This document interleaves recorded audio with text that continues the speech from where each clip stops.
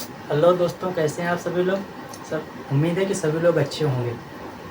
अब कि हमारा वीडियो लेट हो गया किसी वजह से, क्योंकि हमारे पेपर चल रहे थे और इस वजह से अब कि 7-8 दिन से वीडियो पढ़ नहीं पाया है। और अब हम आ गए हैं वापस। अब इसके बाद से आपका डेली का डेली लेक्चर होगा। डेली एक एक क्वेश्चन कराएंगे और बिल्कुल सटीक आराम से कराएंगे। जैसे पिछले वीडियो में 2 लेक्चर हुए हमारे क्लास 10th के चैप्टर नंबर 1 वास्तविक संख्याएं। वास्तविक संख्याएं में हम 2 लेक्चरों में हमें सिर्फ 2 ही क्वेश्चन हो पाए हमारे। एक क्वेश्चन के 3-3 4-4 पार्ट थे, उनको मैंने सॉल्व किया और विद डिटेल में विद आराम से विद कॉन्सेप्ट से सॉल्व किया। आज हमारा तीसरा क्वेश्चन है, चैप्टर नंबर हमारा है वास्तविक संख्याएं, और जिसका तीसरा क्वेश्चन है कि अभाज्य गुणनखंड विधि द्वारा निम्नलिखित पूर्णांकों के एलसीएम और एचसीएफ ज्ञात कीजिए। जैसा कि पिछले वीडियो में हम लोगों ने एक एक क्वेश्चन बिल्कुल बारीकी से धीरे धीरे आसानी से सॉल्व किया, इसी प्रकार इसको भी हम लोग बहुत आराम से धीरे धीरे आसानी से ही सॉल्व करेंगे। यहाँ पे मैथ पढ़ते नहीं हम लोग, मैथ यहाँ पे सीखेंगे बिल्कुल 0 लेवल से। आप इसके साथ बने रहिए। हमारा channel RD maths academy, daily का डेली अपडेट आपको मिलेगा। जो 10th क्लास का है अगले वीडियो में 12th क्लास के डालूंगा, 11th क्लास के भी डालूंगा।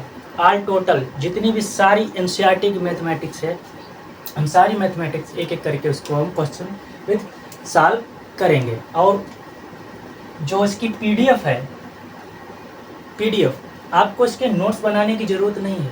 आप सिर्फ बोर्ड पे एक रफ्तार अपने पास में एक कापी और एक पेन लेके बैठिए। मैं जो समझा रहा हूँ उसको आप सिर्फ नोट करते जाइए, उसको नोट्स बनाने की ज़रूरत नहीं है, सिर्फ रफ्तार पे बनाइए। और इसकी PDF जो है हमारे टेलीग्राम चैनल पे मिलेगी आपको। टेलीग्राम चैनल पर आपको मेरे ही बनाए हाथ के बनाए हुए नोट्स हैं जो आपको टेलीग्राम चैनल पर इसकी PDF मिल जाएगी। और उसमें भी मैंने एक एक क्वेश्चन सही से सॉल्व करके दिखाया, जैसे यहाँ पे करके दिखाते हैं वैसे सेम उस पर है। तो आप टेलीग्राम चैनल पे जाइए और उसको ज्वाइन कर लीजिए, तो वहाँ पे आपको PDF मिल जाएगी। टेलीग्राम चैनल है हमारा RD maths by Umesh sir. इस नाम से जैसे ही आप सर्च करोगे तो आपको टेलीग्राम पर हमारा चैनल मिल जाएगा। वहाँ पे इन वीडियो की लिंक भी मिल जाएगी और वहाँ पे आपको PDF भी मिल जाएगी। आपको नोट्स बनाने की ज़रूरत बिल्कुल भी नहीं। सिर्फ आप यहाँ पे बोर्ड पे सिर्फ इतना देखो कि मैं कर क्या रहा हूँ, कैसे समझा रहा हूँ और क्या करना है हमको। आपको नोट्स बनाने की ज़रूरत नहीं है। आप PDF बन के टेलीग्राम चैनल पे जाइए, वहाँ पे आपको PDF मिल जाएगी। चलिए अपने तीसरे क्वेश्चन की तरफ बढ़ते हैं। क्या कह रहा है ज़रा देखो, इसको सोल्यूशन नंबर 1 डाल दीजिए। क्या कह रहा है कि अभाज्य गुणनखंड विधि द्वारा निम्नलिखित पूर्णांकों के एलसीएम और HCF ज्ञात कीजिए। एलसीएम और HCF हमारा पुराना रिश्ता हो चुका है अभाज्य गुणनखंड का। तो इसका पहला क्वेश्चन है, क्या कह रहा है देखो, पहले हम लिख देंगे 12, 15 और 21। इसका हमको एलसीएम निकालना है और HCF निकालना है। चलो देखते कैसे निकालते। 12 इसके हमको अभाज्य गुणनखंड करने हैं। चलिए देखिए मैं आपको करके दिखाता हूँ। अभाज्य गुणनखंड इसके हम एलसीएम करेंगे, जैसे 2 छंग 12, 2 तिया 6 और 3 एकन 3 हो गए। उसके बाद 15 के करके देखेंगे, तो 15 के करेंगे तो 3 से कटेगा, 3 पंजे 15 और 5 एकन 5। इसके अलावा और हो ही नहीं सकते। सेम इसके भी करेंगे 21 के। 21 को हम काटेंगे, 3 सत्ते 21 और 7 एकन 7। लिखना कैसे, जैसे 12। अब 12 के अभाज्य गुणनखंड हमारे क्या दे रखे हैं, 2 गुणे 2 गुणे 3, 2 गुणे 2 गुणे 3, बस हो गए। इसको आप यहाँ पे कितना लिखा, 2 गुणे 2 लिखा, इसको आप ऐसे भी लिख सकते हो, 2 की पावर 2 गुणे 3। ऐसे ही हम 15 मतलब 15 क्या कह रहा हमारा, 3 गुणे 5, तो 3 गुणे 5 लिख दिया। अगला 21, 21 का क्या हो जाएगा 3 गुणे 7। हमको क्या निकालना है इसका एलसीएम, लासा और एचसीएफ यानी कि मासा। तो सबसे पहले हम इसका क्या निकालेंगे एचसीएफ निकालेंगे यानी कि मासा निकालेंगे, मासा एचसीएफ। आप जानते हो अच्छे से, पिछले वीडियो में हम आपको एचसीएफ निकालना सिखा चुके। जिसने नहीं देखा है वो चैनल पे जाके मेरा पहला दूसरा वीडियो देख ले, ताकि उसको समझने में कोई दिक्कत ना आए। चलिए इसका एचसीएफ निकालते हैं। एचसीएफ जरा ध्यान से देखो, एचसीएफ वो होता है जैसे हमारे किसका एचसीएफ निकालना है। एचसीएफ हमको निकालना है 12, 15 और 21 का। तो इन तीनों में वह कौन सा नंबर है जो तीनों में है। एचसीएफ मतलब हाईएस्ट कॉमन फैक्टर। इन तीनों में क्या कॉमन है जरा देखो ध्यान से। यहाँ पे 3 है तो यस सर, यहाँ पर बिल्कुल, और यहाँ पर भी। तो इसका देखो यहाँ पर भी 3, यहाँ पर भी 3 और यहाँ पर भी 3 है। तो इसका एचसीएफ कितना हो जाएगा 3। ऐसे ही इसका हम निकालेंगे लासा, लासा मतलब एलसीएम। एलसीएम कैसे निकालते हैं, एलसीएम में जो जितने भी नंबर दे रखे उनकी सबकी हम गुणा कर देते हैं। मगर उसमें एक कंडीशन होती है कि जो एचसीएफ तीन जगह लिखा हुआ है 3 3 3, इसको हम 3 बार नहीं लिखेंगे, सिर्फ एक बार ही लिखेंगे। तो सबसे छोटा नंबर इसमें से कौन सा है 2, उसके बाद फिर 2 लिखना पड़ेगा इसको क्योंकि एलसीएम निकाल रहे 2, फिर 3 यहाँ है यहाँ है यहाँ है, मगर 3 सिर्फ एक बार ही लिखेंगे तो 3 हो गया। उसके बाद क्या लिखेंगे 5 लिख दिया, और 7 भी तो है साथ में। अब इन सभी नंबरों के हम आपस में क्या करा देंगे मल्टीप्लाई यानी कि गुणा करा देंगे। जरा इनकी गुणा करके देखिए कितना आ रहा।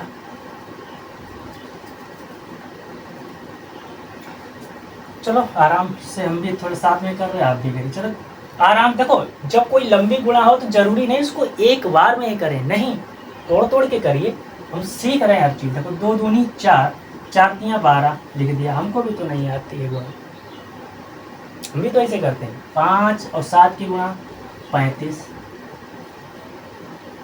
अब 12 और 35 की मल्टीप्लाई यहाँ पे कर लीजिए आराम से, कोई दिक्कत नहीं। आप खिलाड़ी हो, आराम से कर सकते हैं। जैसे 12 पंचे 60 का 0, कैरी का 6, 12 तियाँ 36, 36 और 6 कितने होते हैं 42। तो हमारा एलसीएम जो आ गया वो कितना आ गया 420 है। बहुत खतरनाक नंबर आया भाई 420। 420 में मत रहना, आ गया 420। ओके, इसी प्रकार क्वेश्चन नंबर 2 भी सॉल्व करेंगे। जरा देखो इसको मिटाना पड़ेगा हमको। चलो इसको मिटा देते हैं। डस्टर मेरा किधर चला गया आज।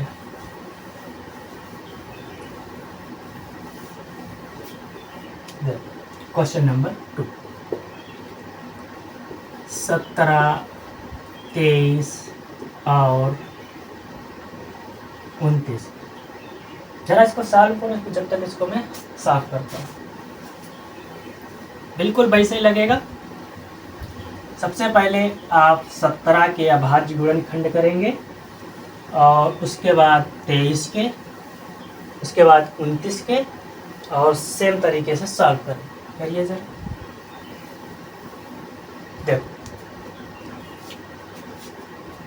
17, अब 17 है, 17 एक हमारा अभाज्य नंबर है, प्राइम नंबर है। मतलब अभाज्य नंबर क्या होता है, अभाज्य नंबर के सिर्फ 2 ही फैक्टर होते हैं, एक तो 1 और एक खुद 17। इसके अलावा इसके कोई भी फैक्टर नहीं हो सकते क्योंकि अभाज्य के सिर्फ और सिर्फ 2 ही फैक्टर होते हैं। तो 17 है, 17 को तो हम सिर्फ 17 एकम 17, और 23 की अगर हम बात करें तो 23 भी हमारा अभाज्य नंबर है, प्राइम नंबर है, जो सिर्फ खुद से ही कटेगा और 1 से ही कटेगा, इसके अलावा और किसी से नहीं कटेगा। तो 23 एकम 23। और सेम कहानी है हमारे 29 भाई साहब की। तो 29 भाई साहब कहेंगे हम भी 1 से ही कटेंगे इसके अलावा, और अपने आप कटेंगे। तो क्या करेंगे हम, यहाँ पे लिख देंगे 17। तो अगर हम 1 की 17 से मल्टीप्लाई कराएंगे तो 17 एकन 17 ही रहेगा। इसी प्रकार अगर हम 23 की बात करें, 23 वहाँ से कहेंगे हम भी तो 23 से ही कटेंगे। फिर 29 भाई साहब क्या कम थोड़ी रहेंगे, 29 भाई साहब भी कहेंगे नहीं करेंगे, तो हम भी वैसे जैसा आपने किया, बस इनके हो गए हैं। अभाज्य गुणनखंड विधि यही कहलाती है, यही हमारी हेडिंग भी है, अभाज्य गुणनखंड विधि। तो सबसे पहले HCF, आप जानते हैं कि HCF क्या है। HCF मतलब जो तीनों में कॉमन हो। देखो ये रहा हमारा 1, तीनों में कॉमन है, तो इसका HCF हो गया हमारा 1, खत्म, HCF आ गया। अगर इसके हम LCM की बात करें, चलो नीचे लिख देते हैं, LCM की बात करें, मैंने अभी बताया कि ये 3 बार 1 लिखा हुआ है, तो इसको हम सिर्फ 1 बार लिखेंगे। और यहाँ पे 1 आया, अगर मान लिया चलो 1 की किसी भी नंबर से मल्टीप्लाई करो वो उतना ही देगा, राइट। अगर यहाँ पे कहीं 2 होता तो क्या हम 3 बार लिखते? नहीं, 1 बार ही लिखते, क्योंकि HCF में जो तीनों में होता है उसी को 1 बार लिखा जाता है। और LCM में भी जो 3 जगह लिखा हुआ है इसको 1 ही बार लिखा जाता है। तो LCM 1 हो गया। उसके बाद सबसे छोटा नंबर हमारा 17, 23 और 29।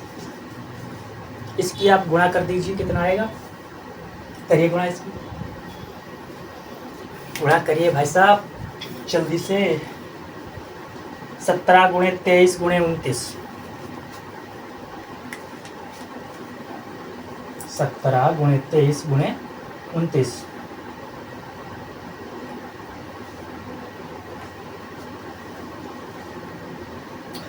क्या मैं ही करूं? चलिए, इसकी आएगी मल्टीप्लाई 11,339। ये आ गया हमारा LCM।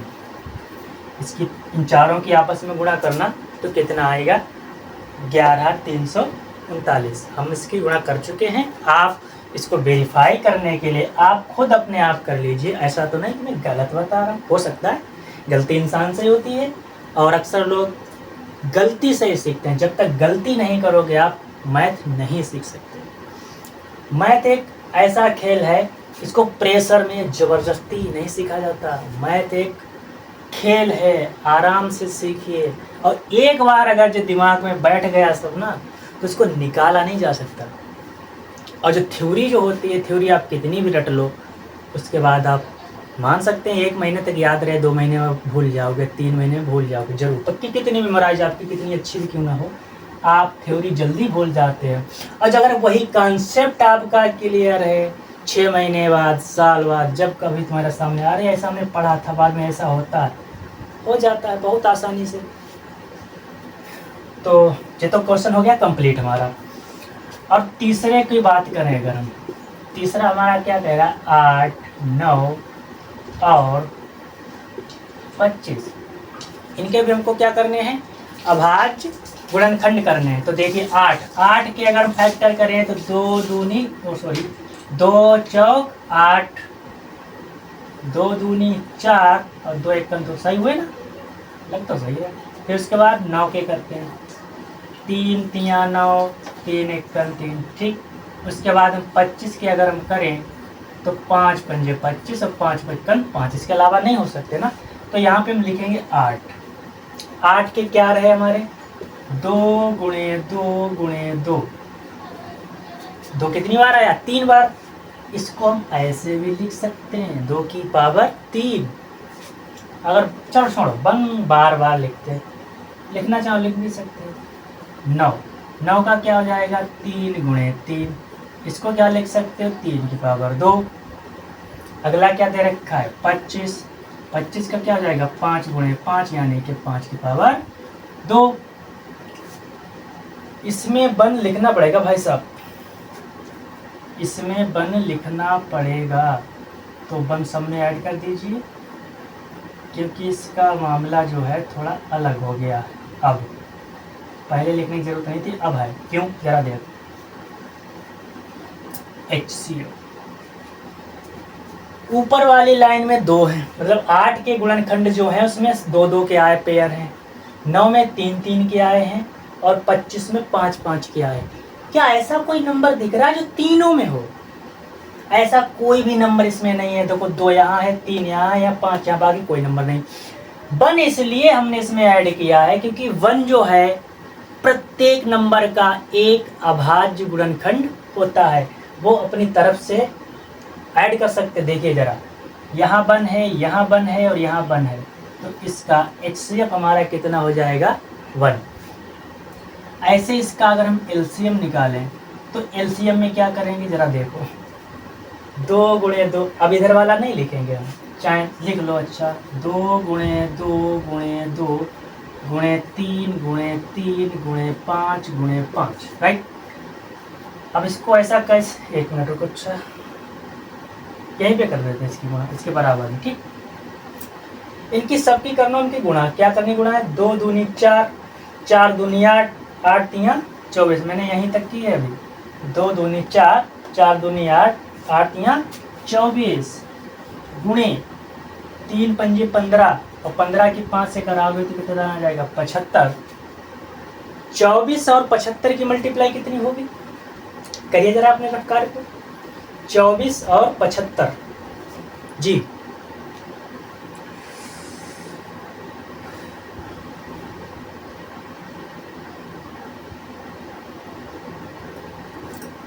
चौबीस और 75 की मल्टीप्लाई कितनी आएगी?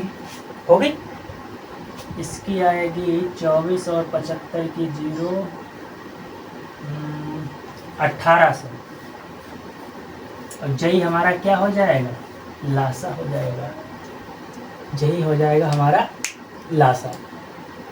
इस प्रकार से हमारा तीसरा भी क्वेश्चन कंप्लीट हो गया। अब जरा क्वेश्चन नंबर हम 4 करते हैं। क्वेश्चन नंबर 4 इतना इंटरेस्टिंग क्वेश्चन है और इम्पॉर्टेंट भी है। इम्पॉर्टेंट भी काफ़ी और इतना मज़ेदार क्वेश्चन है। अगर आपने सीख लिया अभी तो समझ लो आपके 2 नंबर पक्के। 2 नंबर कैसे हो जाएंगे? आपको 2 नंबर पक्के हो जाएंगे, कोई भी आपके 2 नंबर नहीं ले सकता। बट हम अभी यहाँ पे सिर्फ मैथ सीख रहे हैं, नंबर की बात नहीं कर रहे हैं। अगर आपको मैथ जब आने लगेगा, सीख जाएंगे, तो नंबर तो वो खुद देगा ही देगा, देने पे मजबूर होगा। तो इसीलिए अभी हम नंबर पे बात नहीं करेंगे बिल्कुल भी कि हमारे इतने नंबर आ जाएंगे, ये क्वेश्चन कर लो इतने नंबर आ जाएंगे। नंबर लाना कोई कला नहीं है और ना ही आप नंबर से किसी भी बच्चे की काबिलियत को जान सकते हैं। जानना है तो किसी का नॉलेज देखो, ज्ञान देखो, ये नहीं कि आप नंबर के पीछे भाग रहे हैं। फलाने के इतने नंबर आए, बहुत टैलेंटेड हो सकते, जरूरी थोड़ी ना है कि जिसके नंबर आ गए हैं कि वो ज़्यादा ही होशियार हो उस सब्जेक्ट में, नहीं।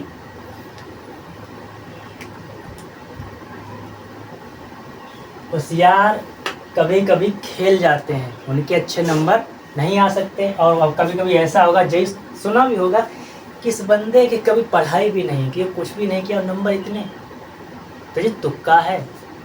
तो कभी भी इन चीज़ों पे ध्यान नहीं दिया जाता। सबसे ज़्यादा आपको फोकस रखना है कि कोई भी मैथ हो, साइंस हो, उसके कॉन्सेप्ट बेसिक पकड़िए।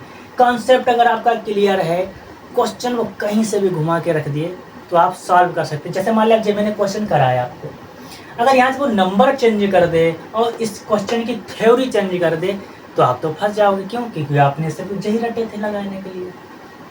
अब क्या करोगे? अब कहोगे कि लो इतनी अच्छी मैथ आती थी हमको, मैंने सारा तैयार करके रखा और नंबर नहीं अच्छे आए। तो कहाँ से आएंगे जब आपका कॉन्सेप्ट क्लियर नहीं होगा। कॉन्सेप्ट क्लियर हो और क्वेश्चन आपका कहीं से भी आ जाए तो लगेगा और उसको नंबर देने पड़ेंगे एग्जामिनर को। चलिए मुद्दे पे आते हैं। अगला है हमारा क्वेश्चन नंबर 4। क्वेश्चन नंबर 4 क्या कह रहा है जरा देखो कि मासा 306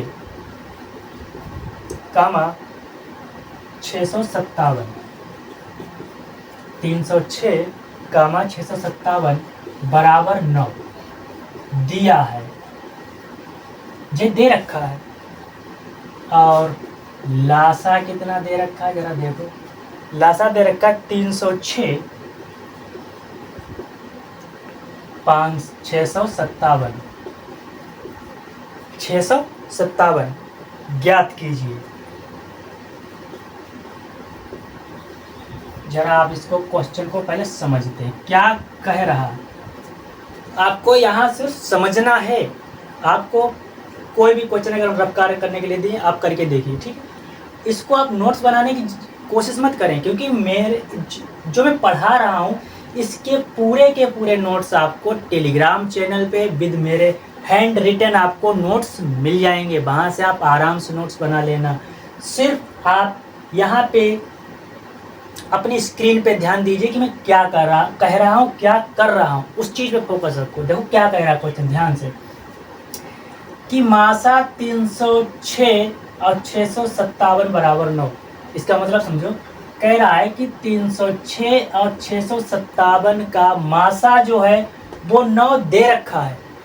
अब की मासा उसने 9 दे रखा है। अब कह रहा है कि 306 और 567 का लासा क्या होगा। बात समझो कि अब की मासा दे रखा है और उसी नंबर का हमको क्या निकालना है, लासा निकालना है। डरने की जरूरत नहीं है, ये तो चुटकी में उड़ जाएगा। अभी देखना कैसे इसको धुआं बनाते हैं। सबसे पहले जो क्वेश्चन में दे रखा होता है उसको हम नोट करके लिखते हैं। गिवन क्या दे रखा है, देखो दे रखा है कि मासा 306 657 बराबर 9 जे दे रखा है, ठीक है। मासा हमारा दे रखा और हम जानते हैं, क्या जानते हैं वो लिखना पड़ता है, WKT। इसको समझ लीजिए, हम ज़्यादा से ज़्यादा इसी सिंबल का यूज किया करेंगे, WKT। WKT का मतलब होता है वी नो दैट, हम जानते हैं। क्या जानते हैं जरा देखो, क्या जानते हैं, हम जानते हैं कि मासा गुणे लासा किसके बराबर होता है, मासा गुणे लासा दो संख्याओं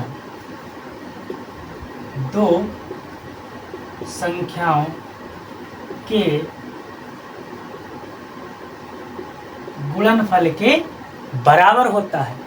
अब ये जानते हैं कि मासा गुणे लासा जो होता है वो दो संख्याओं के गुणनफल के बराबर होता है। जरा देखो ध्यान से, हमको निकालना क्या है, लासा निकालना, राइट। तो जे तो यहीं पे रख लो, लासा यहीं पे लिख दिया। देखो ध्यान से, बिल्कुल स्क्रीन पे देखिए, सामने क्या लिखा है, दो संख्याओं का गुणनफल। यहाँ पे भी का ही होगा, दो संख्याओं का गुणनफल बटे मासा। अब सोच रहे होंगे कि सर जे यहाँ मासा था इसके बटे में कैसे आया। तो देखिए मैं आपको कुछ चर और अचर वाले एक समीकरण सॉल्व करके दिखाता हूँ। जैसे मान लो यहाँ पे ये लिखा 5x, ओके, इसके बराबर में दे रखा है 2, और हम आपसे कहें कि इसमें से x का मान कितना होगा, जिसका मान निकाला जाता है वो तो वहीं पे रहता है, ठीक। उसके बराबर में क्या लिखा है, 2, और जो 5 जो दे रखा है इसके गुणा में वो इसके बटे में आ जाता है। ये तो बात आपको बहुत पहले से पता है। तो वैसे यहीं पे वही किया मैंने, जरा देखो हमको, या ऐसा करें तो चलो सुन, लासा निकालना, लासा हमको निकालना है तो लासा तो वहीं पे लिख दिया, और मासा जो है जे वाला मासा वो इसकी गुणा में भेज दिया। सेम इसकी तरह देखो, यहाँ पे हमको x का मान निकालना था तो x तो वहीं पे रखा, और जो 5 जो था वो उसके बटे में पहुंचा दिया। वैसे यहाँ पे लासा निकालना, लासा तो वहीं पे रखा, मासा जो था उसके बटे में पहुंचा दिया। क्यों पहुंचा दिया, अब जरा देखो इसकी कहानी क्या है। कहानी तो बहुत सुनने मजा आ जाता है, कहानी सुनने में क्यों। और मैथ पढ़ने में आपको बुखार आ जाता है। चलिए देखो, दो संख्याओं का गुणनफल, दो संख्याएं वो कौन सी हैं? 306 गुणे 657, और जो यहाँ पे मासा लिखा है, मासा तो अब की उसने दे रखा है, कितना है मासा, कितना है? 9 है। ओके, अब क्या करना, 306 और 657 की हमको करानी है गुणा, और उसके बाद जो भी यार उसको 9 से भाग भी करनी है। माय फुट, इतनी कौन बड़ी कैलकुलेशन करेगा। मैं इसको 60 में करके दिखाता हूँ, जरा देखो। इसको 3 से काटते हैं, 3 से 3 9 हो गए, और इसको काटो 3 एकन 3, राइट, 0 ऐसे उतार लिया। फिर 6 है तो 3 दूनी 6 हो गए। फिर इसको काटेंगे 3 एकन 3, 3 9, 1 बचा, यहाँ पे हो गए 12, 3 चौक 12, ठीक। यहाँ पे कितने आए? 34 गुणे 657, तो लासा, हाँ, इस 34 और 657 की आपस में गुणा करके, पहले तो 306 की करनी थी, अब हमको करनी है, क्या करना था, 306 की गुणा 657 से, उसके बाद फिर 9 से उसको भाग करते हुए बहुत बड़ा क्वेश्चन बन जाता, तो क्यों ना उसको थोड़ा सा आसान बना लिया जाए। भाग वाला सिस्टम खत्म हो गया। अब क्या करना है हमको, 34 और 657 की सिर्फ गुणा करानी है। जैसे इसकी गुणा कराएंगे तो हमारा आंसर आ जाएगा। तो गुणा करते हैं 34 की, मेरे महान शेर, करिए गुणा। कर तो सकते हो मगर हमको नहीं आती, हम करके भाई लगाएंगे, आप लोग तो ऐसे ही कर दोगे, हम जानते हैं आपकी काबिलियत को, तो हम तो 0 से करते हैं भाई, हमको आती नहीं। 4 सत्ते 28, 2 बचे, 4 पंचे 20 और 2 22, सही कर रहे हैं? हाँ सही कर रहे हैं, हासिल लगे 2, 4 छंग 24 और 2 26, और 3 से करो 3 सत्ते 21, 2 3 पंजे 15 और 2 17, 1 3 छंग 18 और 1 19, जोड़ो 3 7 6 13 और 9 2 11 12, कितना आया? 22 338। तो इसका हमारा एलसीएम हम लोग 34 और 657 की जो मल्टीप्लाई कराई है, तो 22 338 जे हो गया लासा, जे ही पूछ रहा था। और इसको अगर अच्छे से लिखना हो तो कैसे लिखेंगे, जरा देखो, यहाँ पे लिख देंगे लासा। किसका लासा निकाला भाई हमने? 306 और 500 नहीं, 657। 306 और 657 का जो लासा मैंने निकाला है वो कितना आया? 22 338।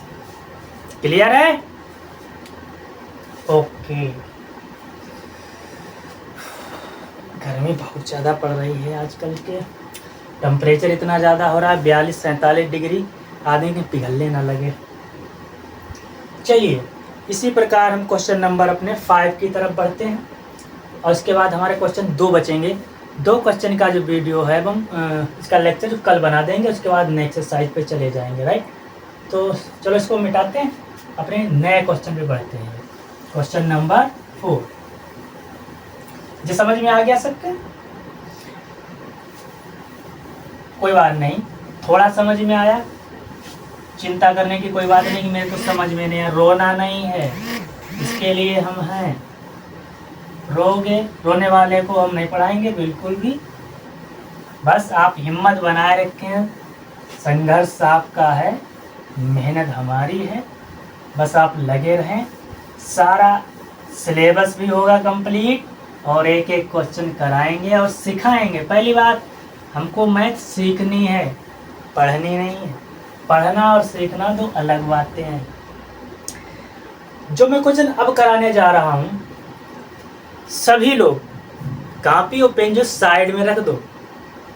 जो क्वेश्चन नंबर 5 में कराने जा रहा हूँ, 5 से 4, हाँ 5, क्वेश्चन नंबर 5 जो है, जो मैं कराने जा रहा हूँ, सभी लोग अपने कॉपी और पेन साइड में रख दीजिए, और बहुत ही इंटरेस्टिंग क्वेश्चन है, बिल्कुल थ्योरेटिकल क्वेश्चन है, समझने वाला है, प्योर समझने वाला है। इसको बोलते हैं प्योर मैथमेटिक्स, वो वाला। इसमें कोई लगाने की कोई चीज़ नहीं। जरा देखो क्वेश्चन कहता क्या है, बहुत बढ़िया क्वेश्चन है कि जांच कीजिए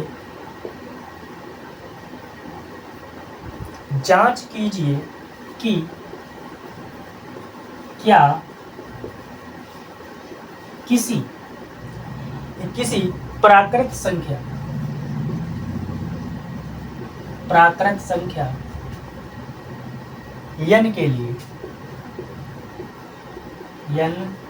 प्राकृत संख्या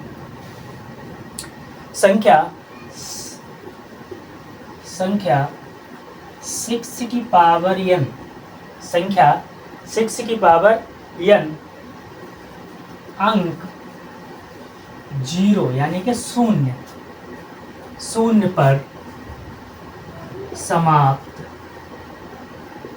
हो सकती है। पीछे वाला क्वेश्चन जो था, क्वेश्चन नंबर 4, वो एग्जाम की दृष्टि से इस बार के लिए इम्पॉर्टेंट है, और ये वाला क्वेश्चन भी इम्पॉर्टेंट है। क्या कह रहा है कि जांच कीजिए कि क्या किसी प्राकृत संख्या n के लिए संख्या 6 की पावर n अंक 0 पर समाप्त हो सकती है। इसमें सारे का सारा खेल है प्राकृत संख्या मतलब नेचुरल नंबर। देखो मैंने आपको इस चैप्टर का बेसिक नहीं कराया है क्योंकि कुछ वजह थी, इसलिए हम बेसिक इसका नहीं करा पाए, मगर टेलीग्राम चैनल पर आपको इसकी PDF मिल जाएगी, जो मैं मतलब इस चैप्टर का जो बेसिक है, इसमें क्या क्या है, वो सारी चीज़ें आपको टेलीग्राम चैनल पे मिल जाएंगी हमारे, उसमें PDF में डलवा दूंगा। जो प्राकृतिक संख्या उसका मोटा देखिए, मैं आपको थोड़ा सा ज्ञान बता रहा हूँ कि प्राकृत संख्या को नेचुरल नंबर कहते हैं। इसको हम n से डिनोट करते हैं। कहते किसे कहते हैं प्राकृत संख्या? प्राकृत संख्या होती है जैसे जो गिनी जा सके, जैसे जो मेरे मार्कर्स हो गए 1 2 3 4 5 6 7, जो नंबर गिन सकते हैं और सीरियल से चलते हैं, उनको कहते हैं हम प्राकृत संख्या यानी कि नेचुरल नंबर। तो ये 1 से स्टार्ट होता है, 1 2 3 4 5 8, कहाँ तक? इनफाइनाइट मतलब अभी तक पता ही नहीं कि कितने नंबर हो सकते हैं। और जो रियल नंबर का सेट होता है, जिसको जो मेरा चैप्टर का नाम है वास्तविक संख्याएं, रियल नंबर जो होता है, रियल नंबर देखो 0 1 2 3 और 1/2 √3 माइनस का 1 माइनस का 2 माइनस का 1/3, कुछ भी जे भी इन्फिनिटी तक जाएगा और इधर भी माइनस इन्फिनिटी तक जाता है, ये रियल नंबर होता है। कहा जाता है, इसमें हम कह सकते हैं कि ध्यान से सुनना, कि every natural number is a real number but every real number is not natural number. कहने का मतलब है कि प्रत्येक प्राकृतिक संख्याएं एक वास्तविक संख्याएं हो सकती हैं, परंतु प्रत्येक वास्तविक संख्या एक प्राकृतिक संख्या नहीं हो सकती। ये if and only if condition है। समझ गए प्राकृतिक संख्या? यहाँ पे इसका मेरा कोई खास मकसद नहीं, सिर्फ उनको बताना है कि प्राकृतिक संख्या क्या होती है। तो इसको क्वेश्चन को हम लगाते हैं, जरा देखो ध्यान से। और जो रियल नंबर, वास्तविक, भाज्य, पूर्णांक और इसके गुणनखंड करने की विधि, जितने के सारे इसकी PDF जो है आपको मेरे टेलीग्राम चैनल पे मिल जाएगी। मैं हो सकता है देखो कल इसकी PDF में डलवा दूँ, कल नहीं, इस चैप्टर को पूरा होने के बाद ही डलवाऊँगा। उसके बाद आप उसको एक करके देख लेना, बहुत आपको फ़ायदा मिलेगा। क्योंकि स्टार्टिंग में करनी थी, कुछ बताया तो स्टार्टिंग में मैंने कि किसी वजह से मैं आपका इस चैप्टर का बेसिक नहीं करा पाया था।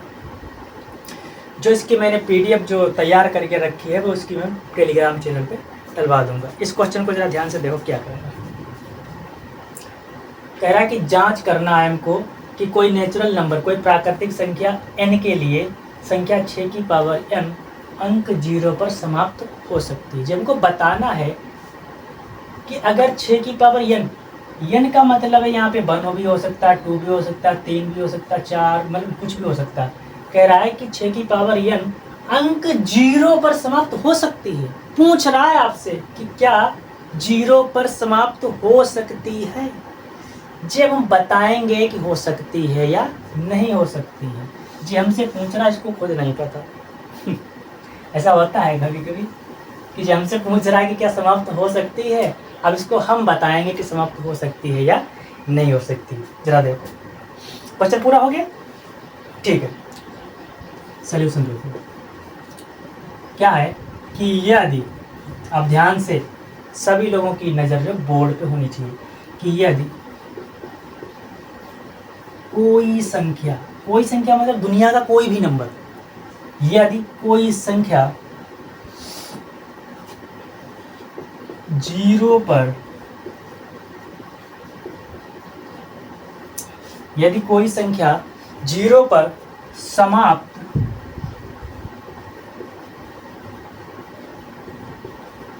हो सकती है तो निश्चित है वह 10 से भी विभाजित होगी। कह रहा है कि यदि कोई संख्या 0 पर समाप्त हो सकती है तो वह संख्या 10 से भी विभाजित होगी। अगर कोई नंबर जो है 0 पर समाप्त हो रहा है तो वह 10 से भी विभाजित होगा। क्यों होगा 10 से विभाजित? देखो, जैसे अगर 10 से विभाजित है तो 2 से भी होगा और 5 से भी होगा, क्योंकि 2 पंचे 10। और 6 की पावर n की अगर मैं अभाज्य गुणनखंड की बात करूं, 6 की पावर n के अभाज्य गुणनखंड क्या होंगे? अभाज्य गुणनखंड 6 के हम जानते हैं कि 2 और 3 की अगर हम गुणा कर दें तो कितने हो जाते हैं? 6। 2 3 6, और इसकी पावर कितनी है? n हमको नहीं पता है कि क्या है, तो कितना हो जाएगा? 2 गुणे 3 की पावर n, यानी कि 2 की पावर n और 3 की पावर n। इतना क्लियर है कि 2 की पावर n गुणे 3 की पावर n। 6 की पावर n के 6 की पावर n के अभाज्य गुणनखंड, अभाज्य गुणनखंड में जो मैंने यहाँ, तो 10 में कौन कौन से गुणनखंड आ रहे हैं? 2 भी आ रहा है और 5 भी आ रहा, ठीक है। और यहाँ कह रहा है कि 6 की पावर n के अभाज्य गुणनखंड में 5 नहीं है। देखो जरा, यहाँ तो 2 पंचे 10 तो हो गया, 2 तो है इसमें, मगर 5 नहीं है। उसकी जगह पे क्या दे रखा? 3 दे रखा। मगर दोनों के दोनों कैसे हैं? अभाज्य नंबर है। 2 भी हमारा अभाज्य नंबर है और 3 भी हमारा अभाज्य नंबर है। इसीलिए मैंने लिख दिया कि 6 की पावर n के अभाज्य गुणनखंड में 5 नहीं है। अगर 5 नहीं है तो क्या लिखेंगे? तो नहीं, ऐसे लिख दो, 5 नहीं है, इसलिए 5 से विभाजित नहीं होगा। कहने का मतलब समझिए कि अगर यहाँ पे 5 आ जाता तो हम कह देते कि ये 5 से भी विभाजित है। यहाँ पे 5 है ही नहीं, तो क्या लिख दिया मैंने? 5 नहीं है, इसलिए 5 से विभाजित नहीं होगा। बट 2 है, 2 है, तो क्या लिखेंगे? एक प्रमेय होती है अंकगणित प्रमेय के अनुसार यह सिद्ध होता है,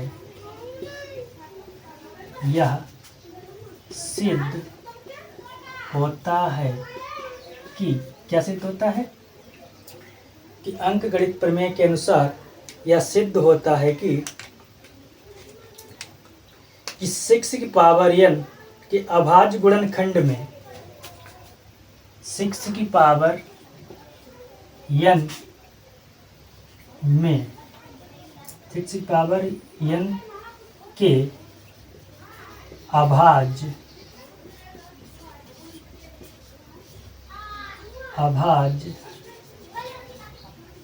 गुणनखंड में 2 और 3 के अलावा 2 और 3 के अलावा और कोई गुणनखंड नहीं है, और कोई अभाज्य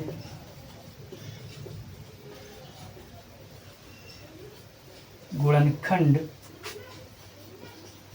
नहीं होगा। अतः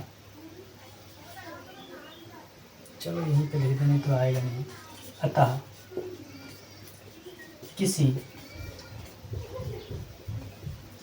प्राकृत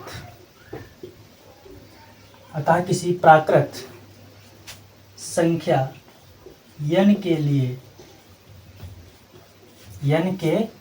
लिए संख्या 6 की पावर क्या लिखा, किसी प्राकृत संख्या n के लिए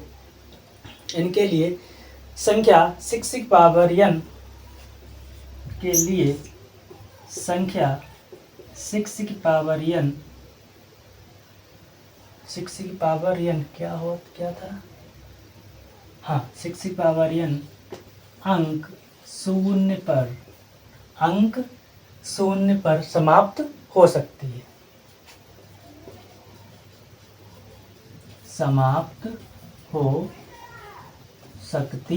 है। जरा इसको फिर से देखो, मैं फिर से समझा रहा हूँ, जरा देखो ध्यान से। क्या कह रहा था कि जांच कीजिए कि किसी प्राकृतिक संख्या n के लिए संख्या 6 की पावर n अंक 0 पर समाप्त हो सकती है। तो जिनको बताना है कैसे, जरा देखो कि यदि कोई संख्या 0 पर समाप्त हो सकती है तो वह 10 से भी विभाजित होगी। ये होता है, कैसे होगी जरा देखो। 10 के गुणनखंड अगर हम करें तो 2 गुणे 5 यानी कि 2 पंचे 10 होगा। अगर 6 की पावर यानी कि अभाज्य गुणनखंड करें तो 2 3 6, भाई 2 3 के अलावा 6 के तो गुणनखंड नहीं हो सकते, तो 2 3 6 और उसकी होल पावर n, तो इसको अलग कर देंगे, 2 की पावर n और 3 की पावर n। यहाँ पे फिर से नीचे लिखेंगे कि 6 की पावर n के अभाज्य गुणनखंड में 5 नहीं है, क्योंकि 10 के अभाज्य गुणनखंड में 5 था, मगर 6 के गुणनखंड जब मैंने किए तो वहाँ पे 5 नहीं था। तो क्या लिखेंगे, 5 नहीं है, इसलिए 5 से विभाजित नहीं होगा। ऐसी बात है, जब 5 नहीं है तो विभाजित कहाँ से होगा। अंकगणित प्रमेय के अनुसार यह सिद्ध होता है कि 6 की पावर n के अभाज्य गुणनखंड में 2 और 3 के अलावा और कोई अभाज्य गुणनखंड नहीं होगा। कहाँ से होगा, अच्छा बताओ। 6 है, 6 के अगर हम गुणनखंड करें तो 2 3 6, 2 3 के अलावा तो नहीं हो सकते ना, तो इसीलिए वही लिखा है कि 6 की पावर n के अभाज्य गुणनखंड में 2 और 3 के अलावा और कोई अभाज्य गुणनखंड नहीं होगा। अतः किसी प्राकृतिक संख्या n के लिए संख्या 6 की पावर n अंक 0 पर समाप्त हो सकती है। इसी के साथ ये क्वेश्चन आपका हुआ कंप्लीट, और इस एक्सरसाइज में आपके क्वेश्चन नंबर सिर्फ 2 बचे हैं, 6 और 7। आई होप है कि आपको ये क्वेश्चन पूरा समझ में आया होगा। अगर नहीं समझ में आया थोड़ा तो आप उसको दोबारा भी देख सकते हैं। थोड़ा थ्योरेटिकल है, तो 2 क्वेश्चन बचे हैं इसके, वो कल क्वेश्चन हम करा देंगे। उसके बाद फिर सीधे अपनी एक्सरसाइज 1.2 पे चलेंगे। और 1.2 एक्सरसाइज जो है इस चैप्टर की मोस्ट इम्पॉर्टेंट एक्सरसाइज है। वहाँ से आपका 3 या 4 नंबर का हर साल 1 या 2 क्वेश्चन पूछे जाते हैं। तो इसी के साथ हम मिलते हैं नेक्स्ट वीडियो में। जब तक के लिए आप स्वस्थ रहिए और मस्त रहिए, बिंदास। Thank you.